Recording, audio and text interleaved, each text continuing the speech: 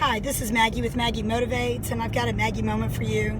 As I'm driving into town today, I'm noticing the sky and how there's just an overcast today.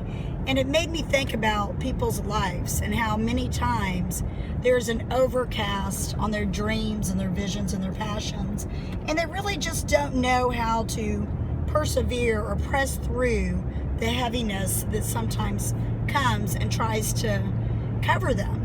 So I'd like to talk to you about the three different types of overcast that comes into our life. The first one is dread. Many times we get stuck in our lives because we are expecting the worst. Maybe we've grown up in a negative household where the glass was always half empty, and everything that we aspired to do, someone was there, cutting it down, saying you can't do that, or that's just unrealistic, or you don't have what it takes.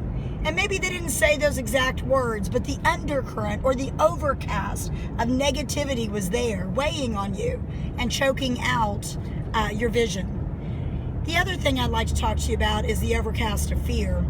Fear has torment. And there are lots of different types of fear, and you hear me talk about it a lot because it is such a major issue with so many people in various areas of their lives. But, fear can cause you to be stuck in life. Recently I was talking to someone about, the fear of potential relationships. And you cannot allow the voices of fear to speak louder than the voices of faith.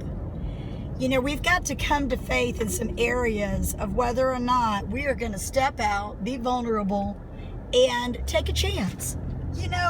Any step that we take is a step forward and not backwards is a good thing, because even if we fail, we're still going to live through that, overcome that, and learn something from it. So fear can be one of those major overcast things that just lay heavy on your life. So if that's you today, shake that stuff off. And the other one is, I guess I would have to say, maybe unbelief. Unbelief in who you are and your ability to be able to do the things that you're called to do. Or even maybe unbelief in your Creator. I was recently reading about the disciples after Jesus was risen from the dead.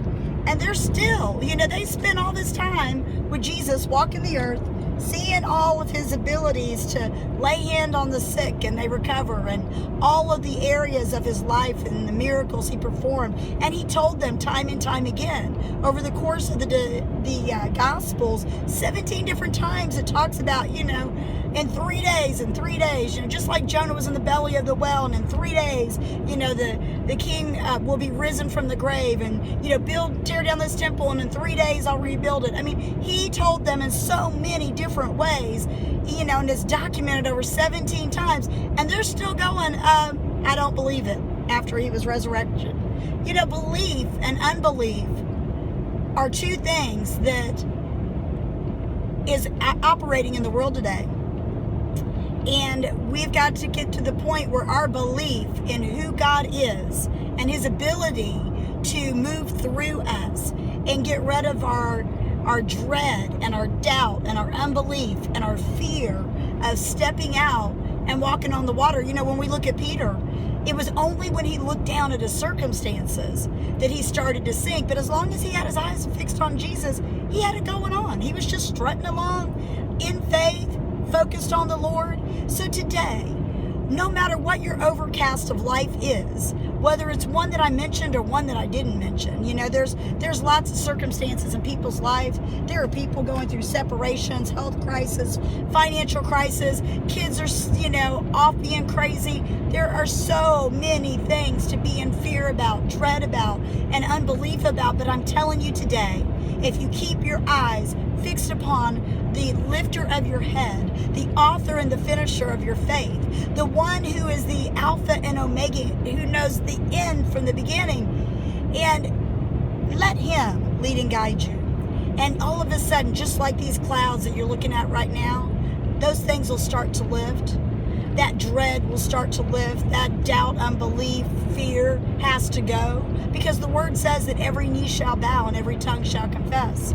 So today, walk on water. Be a water walking disciple. Do the things you're called to do. Step out in faith. And don't look down. Keep your eyes up. And when you don't even feel like you can lift your eyes up, know that he's the lifter of your head, watching over you day in and day out. He loves you so much. And so do I. Be blessed.